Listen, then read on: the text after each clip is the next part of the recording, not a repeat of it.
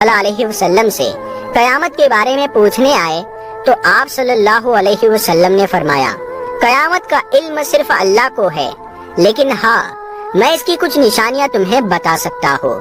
پھر آپ صلی اللہ علیہ وسلم نے فرمایا جب لونڈی اپنے مالک کو جنم دے گی، جب اونٹ اور بکریاں چرانے والے اونچی اونچی عمارتیں بنانے میں ایک دوسرے سے آگے بڑھنے کی کوشش کریں گے، جب ننگے پیر بھوکے پیاسے لوگ حکومت کرنے لگیں گے۔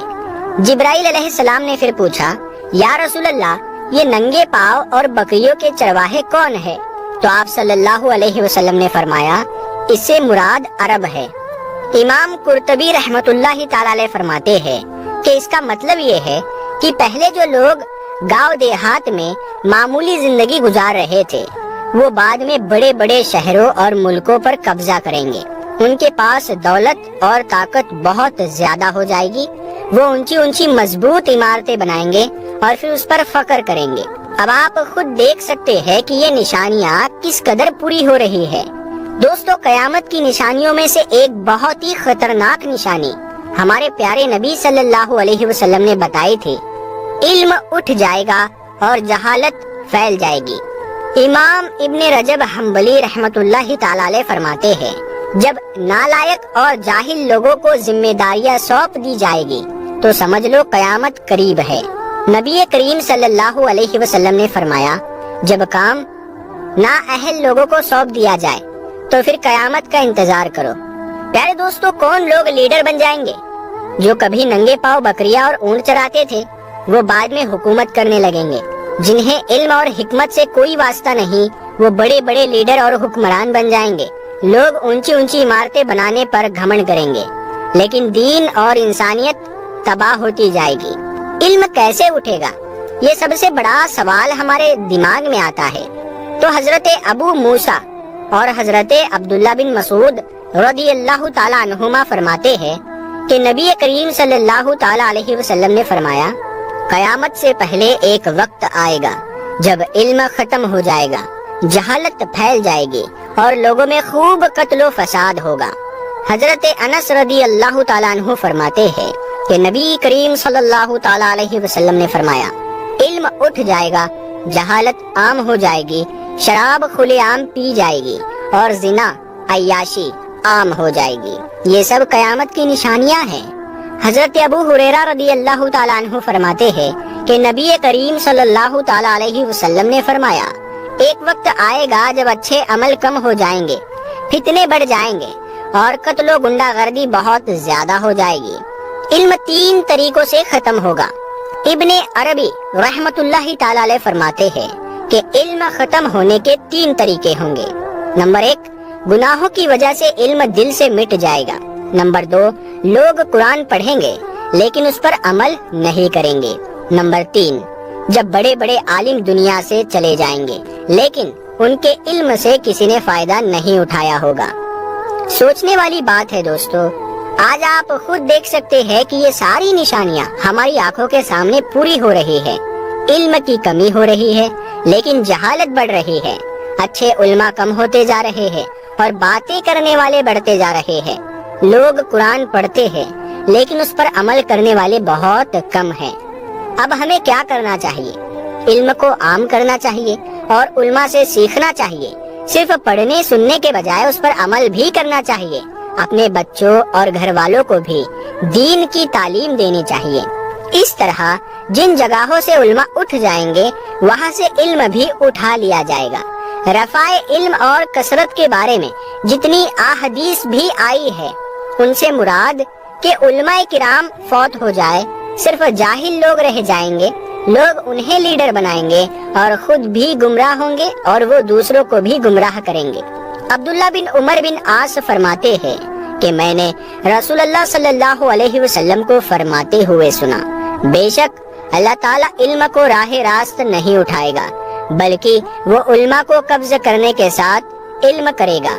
روئے زمین پر کوئی بھی عالم نہیں رہے گا تو لوگ جاہل لوگوں کو اپنا لیڈر بنائیں گے، ان سے سوال کریں گے، وہ بغیر علم کے فتوے دیں گے، چنانچہ وہ خود بھی گمراہ ہوں گے اور انہیں بھی گمراہ کر دیں گے۔ ہمارے پیارے نبی صلی اللہ علیہ وسلم نے فرمایا جب علم اٹھ جائے گا اور جہالت عام ہو جائے گی تو سمجھ لو کہ قیامت قریب آ گئی ہے۔ دوستو، علم کیسے اٹھ جائے گا؟ امام ابو بہلی رحمت اللہ تعالی علیہ فرماتے ہیں، جب یہ آیت نازل ہوئی تو ہم سوال پوچھنے سے ڈرتے تھے، لیکن ایک بار ایک اعرابی آیا اور اس نے آپ صلی اللہ علیہ وسلم سے سوال کیا، اے اللہ کے نبی، علم کیسے اٹھ جائے گا جبکہ ہمارے پاس مصاحف قرآن موجود ہے، ہم خود بھی اسے سیکھتے ہیں اور اپنے بچوں، عورتوں اور نوکروں کو بھی سکھاتے ہیں۔ آپ صلی اللہ علیہ وسلم نے فرمایا، کیا یہودی اور نصرانی کے پاس بھی کتابیں نہیں تھی، لیکن کیا وہ اس پر عمل کرتے ہیں؟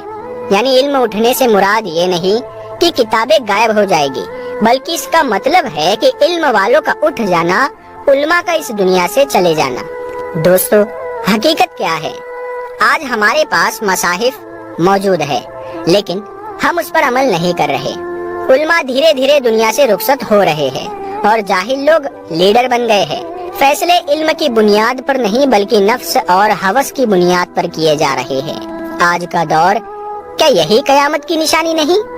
امام نووی رحمت اللہ تعالی علیہ فرماتے ہیں، علم کے ختم ہونے کا مطلب یہ نہیں کہ قرآن اور حدیث مٹ جائیں گے، بلکہ اس کا مطلب یہ ہے کہ علماء چلے جائیں گے اور لوگ جاہلوں کو اپنا لیڈر بنا لیں گے، جو خود بھی گمراہ ہوں گے اور دوسروں کو بھی گمراہ کریں گے۔ آج یہی ہو رہا ہے، اصلی علماء کم ہوتے جا رہے ہیں، جاہل لوگ مذہب کے ٹھیکیدار بن بیٹھے ہیں۔ لوگوں کو علم کی پرواہ نہیں بلکہ صرف دنیا کی دولت اور شہرت چاہیے۔ ابھی بھی موقع ہے، علم حاصل کرو، صحیح علماء سے جڑے، قرآن اور حدیث کو سمجھے اور اس پر عمل کرے، اپنے بچوں کو بھی دین کا صحیح علم سکھائے، ورنہ وہ دین دور نہیں جب ہم بھی اس نشانی کا حصہ بن جائیں گے۔ سیدنا ابو درداء رضی اللہ تعالیٰ عنہ فرماتے ہیں، مجھے اس بات کا افسوس ہے کہ علماء جا رہے ہیں اور لوگ علم حاصل نہیں کر رہے۔ علم اٹھ جانے سے پہلے اسے سیکھ لو، کیونکہ علم علماء کے چلے جانے سے اٹھ جاتا ہے۔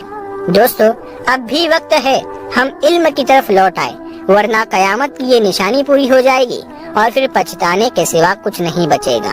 جہاں تک اس رمضان میں قیامت کے آنے کی خبریں گردش کر رہی ہے تو اس کے بارے میں آپ کو بتاتے چلے۔ ایک حدیث یوں بیان کی جاتی ہے، حضرت ابو ہریرہ رضی اللہ تعالیٰ عنہ سے روایت ہے کہ رسول اللہ صلی اللہ علیہ وسلم نے فرمایا، رمضان میں آواز ہوگی اور ذوالقعدہ میں قبائلوں کی بغاوت ہوگی اور ذوالحجہ میں حاجیوں کو لوٹا جائے گا۔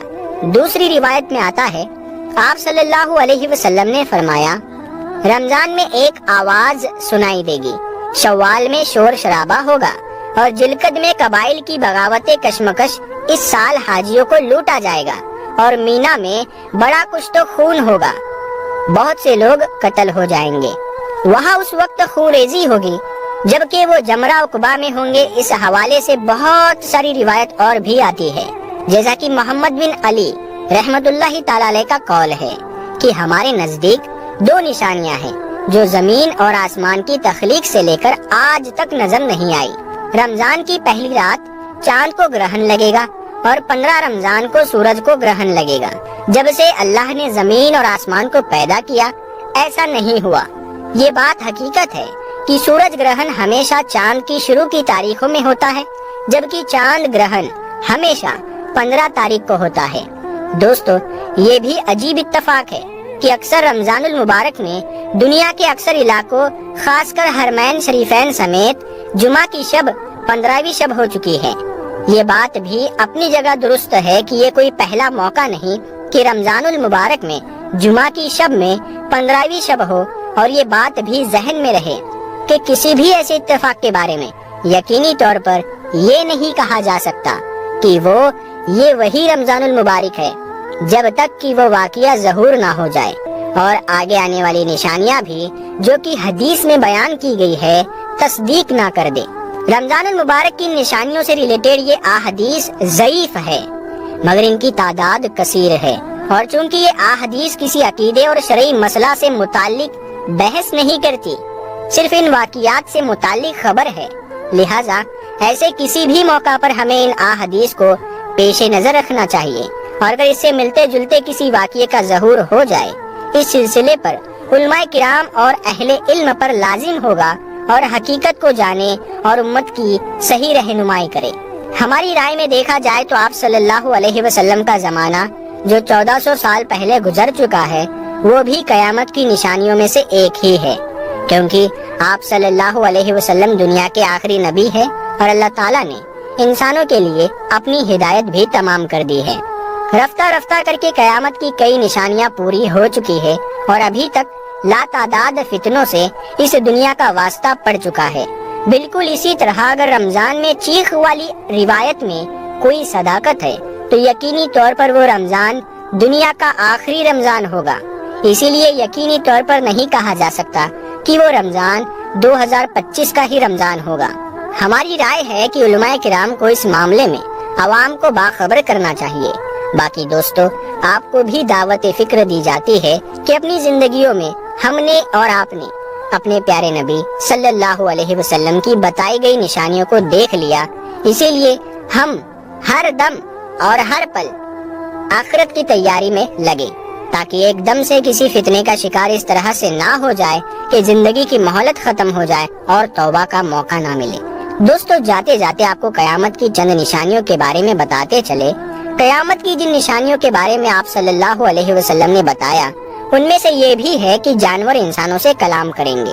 آدمی کی ران بتائے گی کہ اس کی بیوی نے اس کے عدم موجودگی میں کس سے بات کی۔ جوتوں اور کوڑے چابک کا بات کرنا۔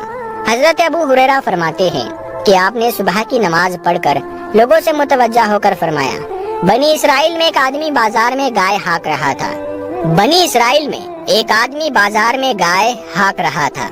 جب وہ اس پر سوار ہو گیا اور اسے مارا گیا تو گائے کہنے لگی، ہم ان کاموں کے لیے پیدا نہیں کیے گئی، ہم صرف کھیتی کے لیے پیدا کی گئی ہے۔ لوگوں نے یہ حال دیکھ کر کہا، سبحان اللہ، گائے بھی باتیں کرتی ہے۔ آپ کو جن علامات کے بارے میں بتایا گیا ہے، حضرت عبداللہ بن عمر بن عاص کی روایت اس بارے میں رہنمائی کرتی ہے۔ آپ صلی اللہ علیہ وسلم نے فرمایا، قیامت اس وقت آئے گی جب فواحش و منکرات اور قطع رحمی اور بری ہمسائیگی عام ہو جائے گی۔ جس بات کی آپ صلی اللہ علیہ وسلم نے اطلاع دی تھی وہ پوری ہو چکی، چنانچہ ہم اپنی آنکھوں سے آج لوگوں کے درمیان فسادات، قطع رحمی اور ہمسائیگی کا برا سلوک دیکھ رہے ہیں۔ محبت کی جگہ بغض اور نفرت نے لے لی۔ آج پڑوسی پڑوسی کو پہچانتا ہی نہیں، عزیز و اقارب ایک دوسرے کی موت اور حیات سے بے خبر ہے۔ ان کی باہمی رویوں پر ہم حسبنا اللہ و نعم الوکیل ہی کہہ سکتے ہیں، جبکہ قرآن اور سنت میں قطع رحمی کی بڑی تنبیہ کی گئی ہے اور اسے جنت سے محرومی اور دوری کا سبب قرار دیا گیا ہے۔ قرآن کریم میں ہے، اب کیا تم لوگوں سے اس کے سوا کچھ اور توقع کی جا سکتی ہے کہ تم الٹے منہ پھر گئے تو زمین میں پھر فساد برپا کرو گے اور آپس میں ایک دوسرے کے گلے کاٹو گے۔ آپ صلی اللہ علیہ وسلم کا فرمان ہے، قطع رحمی کرنے والا جنت میں داخل نہیں ہوگا۔ تو دوستو، آج کی بات یہی تک تھی۔